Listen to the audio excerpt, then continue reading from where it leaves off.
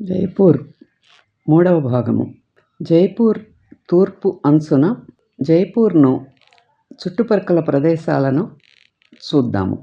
జైపూర్ తూర్పు అంచున దక్షిణాన సంగనేర్ నుండి అంబర్ వరకు మరియు అంతవరకు సమాంతర కొండల శ్రేణి విస్తరించి ఇరుకైన లోయను చుట్టుముడుతుంది.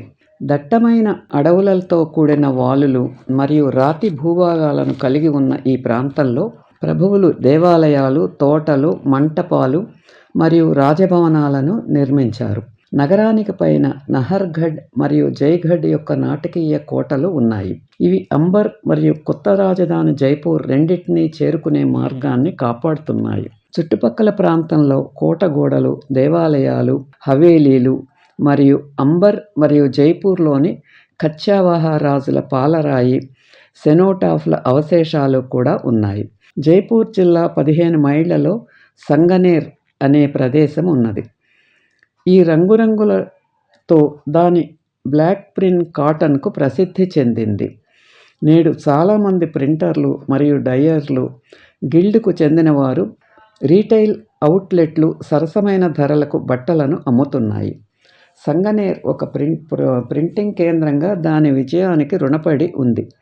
రంగులను స్థిరీకరించే ఖనిజ పదార్థాలని కలిగి ఉన్న ఒక నదికి సంగనేర్ చేతితో తయారు చేసిన కాగితం మరియు జైపూర్లోని ప్రసిద్ధి చెందిన చేతితో చిత్రించిన నీలికుండల కేంద్రంగా కూడా ఉంది. దీని నుండి సున్నితమైన పర్షియన్, టర్కిష్ మరియు భారతీయ డిజైన్లతో కూడిన కుండీలు మరియు పలకలు తయారు చేయబడతాయి. పాత ప్రాకార పట్టణంలో దూరంగా 11వ శతాబ్దపు జైన సంఘీజీ ఆలయం ఉంది. ఇది శిల్పాలతో విలాసవంతంగా అలంకరించబడి ఉంటుంది.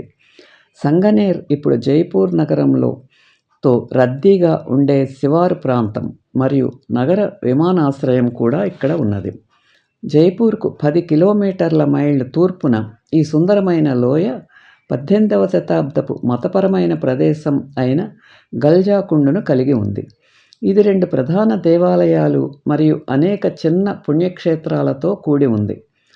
సహజమైన వసంత నీటితో నిండిన దాని 7 పవిత్ర ట్యాంకులు వైద్యం చేసే శక్తులను కలిగి ఉన్నాయి అని చెబుతారు. కాంప్లెక్స్ యొక్క ఇరువైపులా ఉన్న 2 మంటపాలు బాగా సంరక్షించబడిన కుడ్య చిత్రాలను కలిగి ఉన్నాయి. శిఖరం పైన ఎత్తైన సూర్య ఆలయం జైపూర్ యొక్క అద్భుతమైన దృశ్యాలను అందిస్తుంది.